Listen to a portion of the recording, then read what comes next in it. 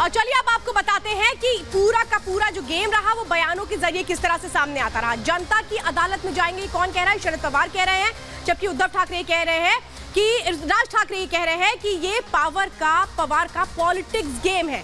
यानी दोनों के बीच अब कैसे जुबानी जंग चल रही है। अब देखिए संजय राउत, देखिए वो क्या कह रहे हैं, महाराष्ट्र का सीएम भी बदलेगा, वो ये कह रहे हैं। जबकि रामदास अठावले क्या कह रहे हैं, ऐसी ही स्थिति जल्द बिहार में भी आएगी। यानी वो सीधा इंडिकेट कर रहे हैं कि बिहार में क्या कुछ होने जा रहा है। और इसी तरह से पुष्कर सिंह धामी भी कह रहे हैं कि सब बीजेपी से जुड़ना चाहते हैं। तो ईडी के खेल से ये सामने आता है। अब देखिए, आइए आप मध्य प्रदेश और उत्तर प्रदेश में आ जाइए। अखिलेश यादव क्या कहते हैं, महाराष्ट्र बीजेपी की नई प्रयोगशाला। जबकि शिवराज सिंह चौहान कह रहे हैं कि जैसी करनी वैसी भरनी, यानी जैसा शरद पवार ने किया वैसा ही उनको भी मिल रहा है। लालू प्रसाद यादव क्या कह रहे हैं, पवार को कोई भी हिला नहीं सकता, यानी पवार के साथ खड़े हैं। जबकि केशव प्रसाद मौर्य कह रहे हैं कि थोड़ी प्रतीक्षा कीजिए, आगे होता है क्या ये भी पिक्चर सामने आ जाएगी। इसी तरह से अब महबूबा मुफ्ती को देखिए, वो कह रही है कि लोकतंत्र की धज्जियां उड़ा रही है बीजेपी, यानी बीजेपी को फिर से टारगेट किया गया। जबकि राजभर क्या कह रहे हैं, यूपी में भी बड़ा फेरबदल होगा, यानी वो यूपी की तरफ अब इशारा कर रहे हैं, यानी जिसका जहां जैसे गुगली फिट हो जाए वो उस तरीके की बात कह रहा है। सुशील मोदी कह रहे हैं राहुल पर विपक्ष में स्वीकार्यता नहीं है, ये कहा जा रहा है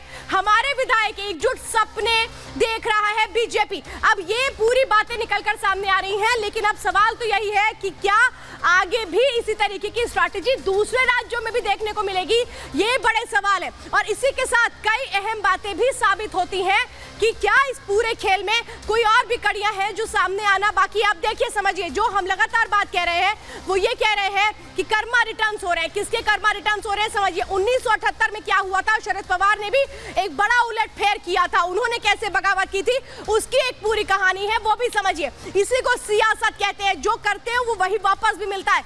उन्होंने वसंत दादा पाटिल सरकार में, वो मंत्री थे, शरद पवार मंत्री थे उस वक्त, पाटिल सरकार के खिलाफ उन्होंने बगावत कर दी थी। बगावत करने के साथ कितने एमएलए को अपने साथ लेके गए थे ये भी बताती हूँ। 40 विधायकों को लेकर के उन्होंने बगावत की थी, कहा था 40 विधायक मेरे साथ है, उस तरह से सरकार गिरा दी थी।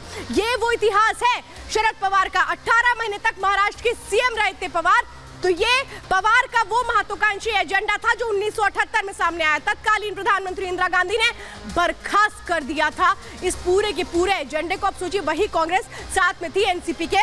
लेकिन ये जो खेल है, ये खेल सिर्फ यहीं तक का नहीं है, बहुत बड़ा मैसेज एक महाराष्ट्र दे रहा है। और इसके अंदर ही खबर क्या है कि आज बैठकों का दौर भी रहा, तो अब आगे बैठकों के दौर के जरिए पार्टी और सिंबल की लड़ाई होने वाली है। ये लड़ाई कितनी बड़ी जाने वाली है, इससे जुड़ी रिपोर्ट देखिए।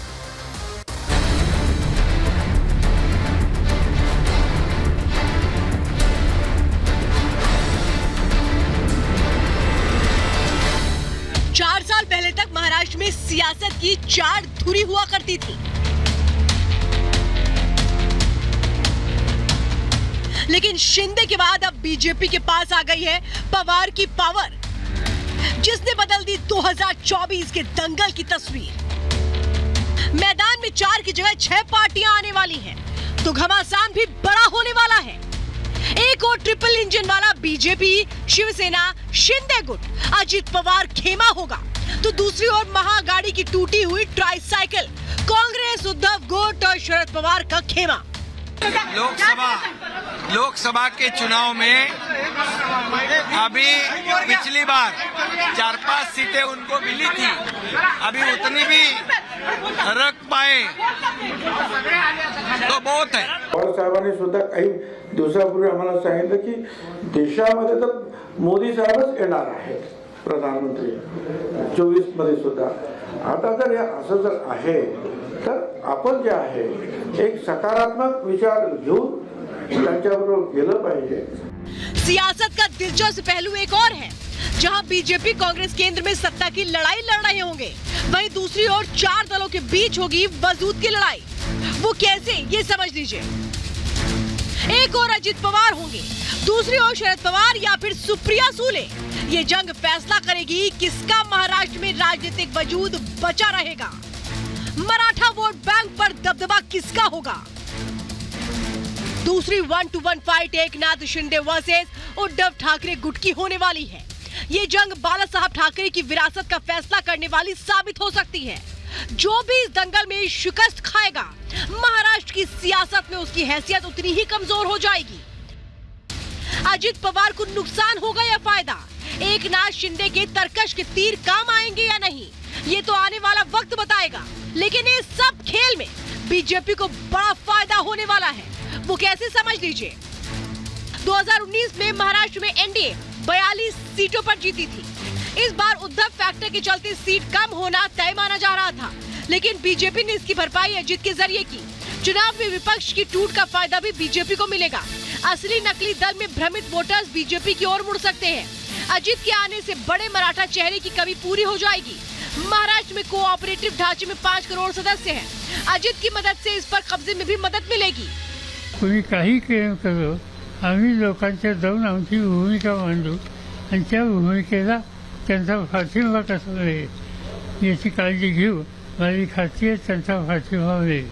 1 स्टेप एट अ टाइम, 12 घंटे भी नहीं हुए हैं, अभी देखते हैं आगे आगे धीरे धीरे क्या होता है। हम इस सब में नहीं फंसेंगे, हम लोग डायरेक्ट लोगों तक जाएंगे, हम लोगों में जाएंगे, लोगों से बात करेंगे। ये चीज़ पवार साहब ने आज सुबह ही बोली है। तो मेरे ख्याल से जो महाराष्ट्र देश की जनता, माई बाप जनता है, वो तय करेगी। शरद पवार की ज्यादा उम्र और सियासी तौर पर कमजोर हो चुके उद्धव का फायदा भी बीजेपी खूब उठाने वाली है। अगर विधानसभा चुनावों की गणित पर नजर डालें तो उद्धव से तकरार और शिंदे के साथ का फायदा वोट परसेंटेज में बीजेपी को होना तय है।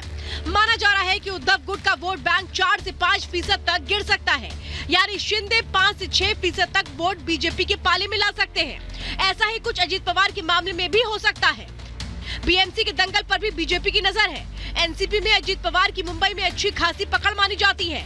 इसका फायदा भी बीजेपी उठाने वाली है। सियासी ऊंट किस करवट पर बैठेगा ये तो आने वाला वक्त ही बताएगा, लेकिन अभी तो बीजेपी को हर तरफ से फायदा ही फायदा दिख रहा है। अजीत शिंदे की जोड़ी बीजेपी के लिए कमाल होने वाली है। Bureau report, Republic Bharat.